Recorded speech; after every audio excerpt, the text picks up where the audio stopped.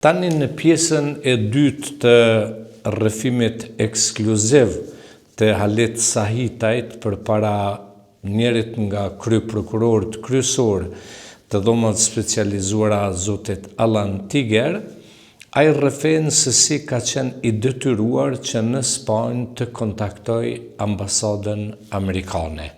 Pse ka bërë një veprim të tillë? Është ndirë i kërcënuar Halit Sahitaj nga dikush dhe është vërtet që ky përmes kontaktit tek prokuroria speciale dëshiron që ta tërheqë mbrapa deklaratën e rrajshme apo të parapërgatitur nga Faik Imeri në vitin 2020, pra në tetorin e vitit 2020. Për gjitha këto do të dëgjoni bisedën mes Halit Sahitajt dhe Alan Tiger në pjesën e dytë. Now, I also understand, and that is the purpose of today's phone call, that you contacted Mr. Chris Bennett on the 12th of April of this year. Unë gjithashtu kuptoj që është qëllimi I bisedës sotme, që ju keni kontaktuar me 13 prill zotin Chris Bennett and indicated to him that you wish to retract the information that you provided in October of 2020 and did not want the SPO to rely on that information.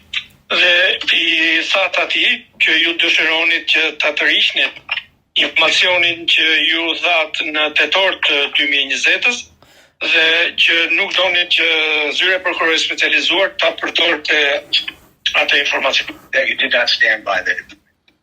Pra që juve nuk e mbështesnit me atë informacion që tha.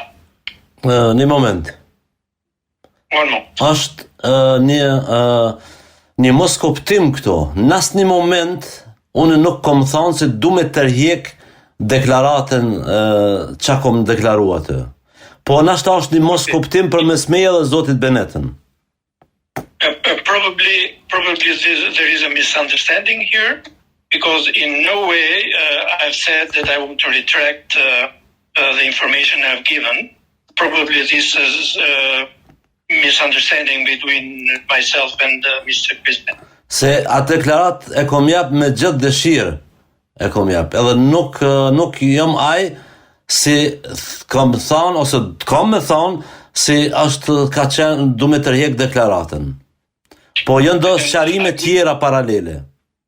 Okay, so I've given that statement by my own free will, and I don't have any intention to retract that statement, but there are some other clarifications which I want to make. And without going into detail on those clarifications, sir, did you tell Mr. Bennett the general nature of the of the clarifications that you wish to make to your October 2020 statement?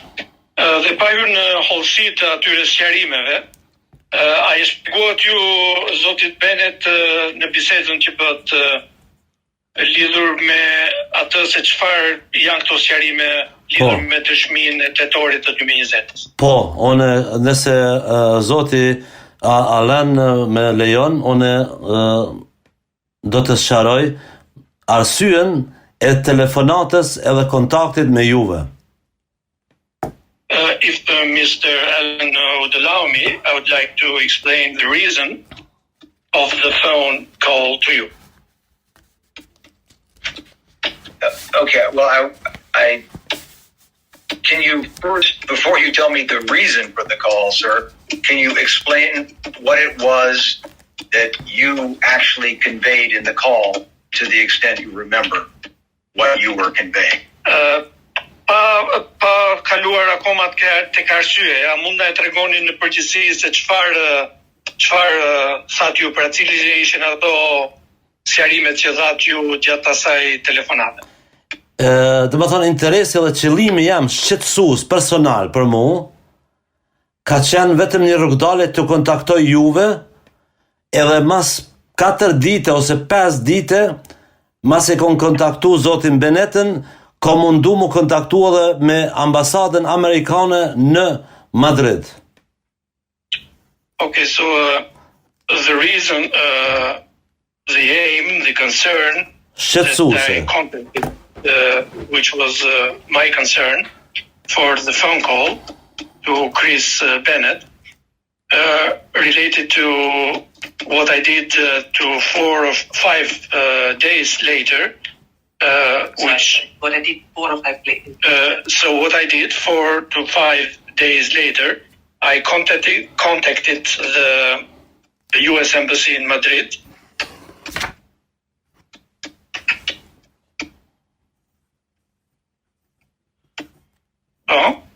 Okay, contacted the U.S. Embassy in Madrid and? Pra e kontaktut ambasadën amerikane në Madrid dhe pastaj dhe kemi e kom jap arsyen teme për një takim Madrid me një epror amerikan për një spjegim çka e kam shqetësim që një 2 javë, 3 javë e për mua shumë më rëndësi. Edhe kisha pas qef prokurori Alen si ma jep mu fjallën t'ja spjegoj atina se unë s'kom dash më marr hapa tjerë, më shku të organet spanjolle, ose belge, ose holandeze, ose gjermane, po kom dash më sqaru me prokurorin, janë 2 raste këtu. Okay. See that you're not getting any translation, so you have to allow for periodic translation, please. Okay, mundohu mos jesh ka gjatë, prap. Okay. Mos harroni kanalin ton në YouTube me Milajm Zeken.